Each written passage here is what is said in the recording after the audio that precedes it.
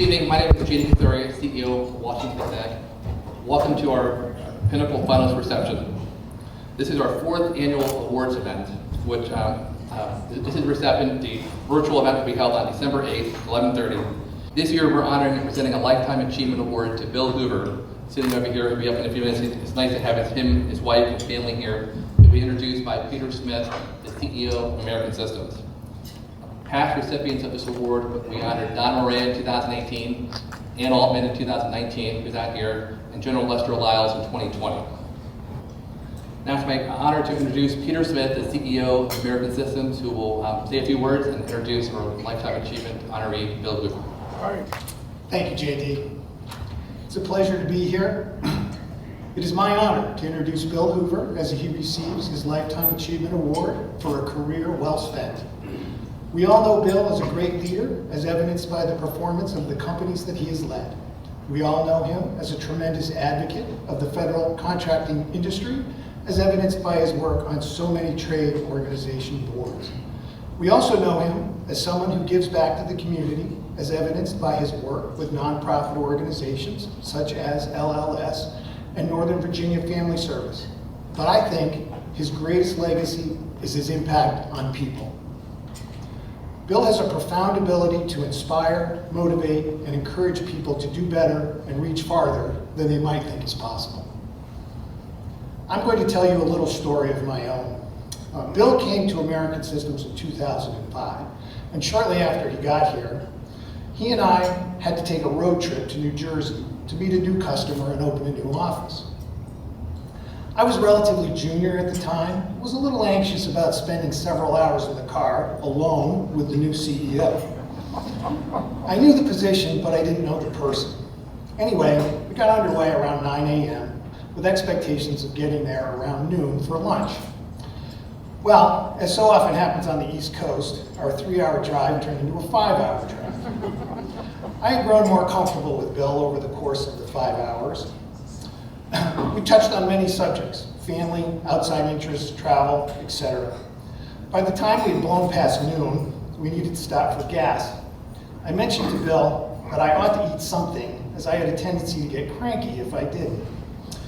Next thing I knew, Bill's out of the car and off to the mini mart. He comes back with a sack full of food.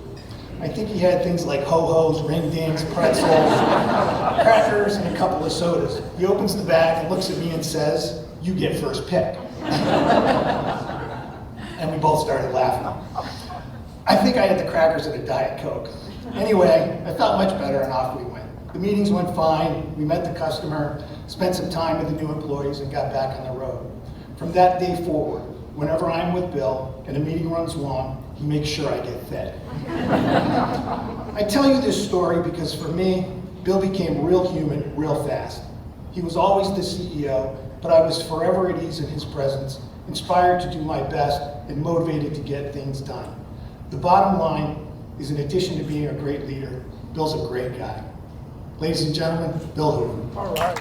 Normally I'm not at a loss for words. However, this evening I am probably more at a loss than I've ever been. But Peter, I want to thank you for your very kind introduction. Since JD and I have known one another for about 15 years, and since he is aware that I am capable of bloviating, he has asked that I keep my comments short in order to ensure that we maximize the time available for in-person networking, which essentially has been non-existent for the past 18 months. As a result, I will be unable to mention everyone who deserves my thanks and appreciation for this award. So I will try to summarize how this may have all come about. Quite simply, I believe that it is all due to being a part of great and effective teams. It started with my parents and family. I was the second-born child of their 5 sons. My older brother, Bob, is also my twin brother. The good news that there is about that is that we are fraternal twins and not identical twins, so that there are not 2 of either one of us around walking the streets. It also meant that I did not learn that there was such a thing as a first-person singular pronoun in the English language until I was about 7 years old and when I had my first English grammar class. The concept of teamwork grew even stronger after I was sworn in at the U.S. Naval Academy in June 1967. My classmates and my company mates are my oldest friends and are individuals with whom I would entrust my family. One of those individuals is John Sattler, and he is here this evening, sitting over at the table here in the corner. Not only were John and I classmates and company mates, but for the majority of our senior year, we were also roommates. Throughout the 41 years that I have been a part of the government services industry, I have had the privilege to work at great companies with cultures that stress the critical importance of strong and cohesive teams, both internally and externally. The story that I tell concerning that was a conversation that I had with one of my CEOs when he came out of the commercial world and had no experience in the government service sector. He was surprised and concerned that any company would actually team with a competitor.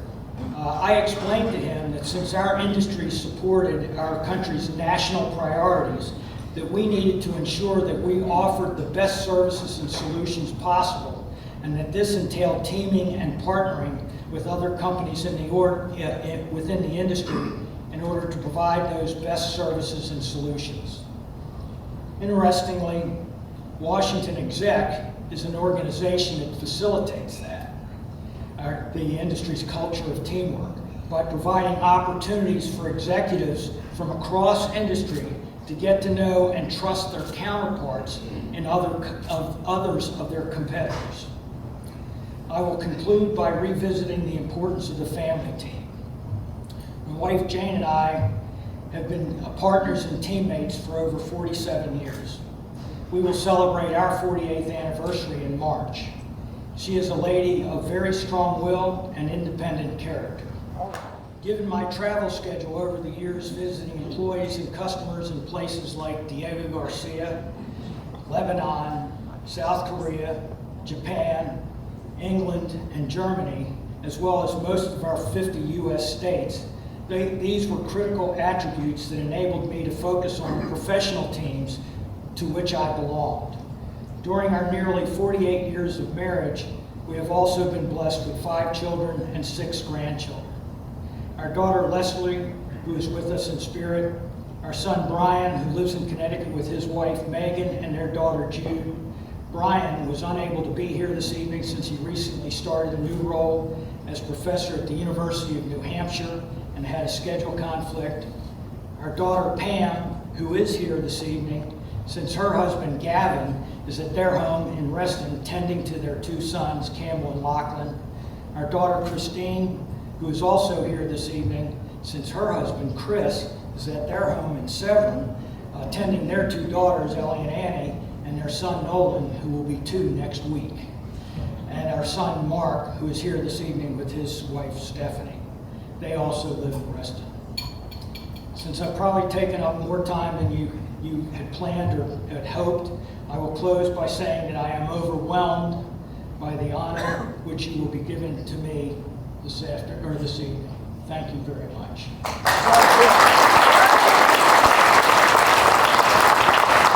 behalf of WashingtonExec, Bill, I'd like to present you with a lifetime achievement for your many years of great service, both in the public sector and nonprofit community.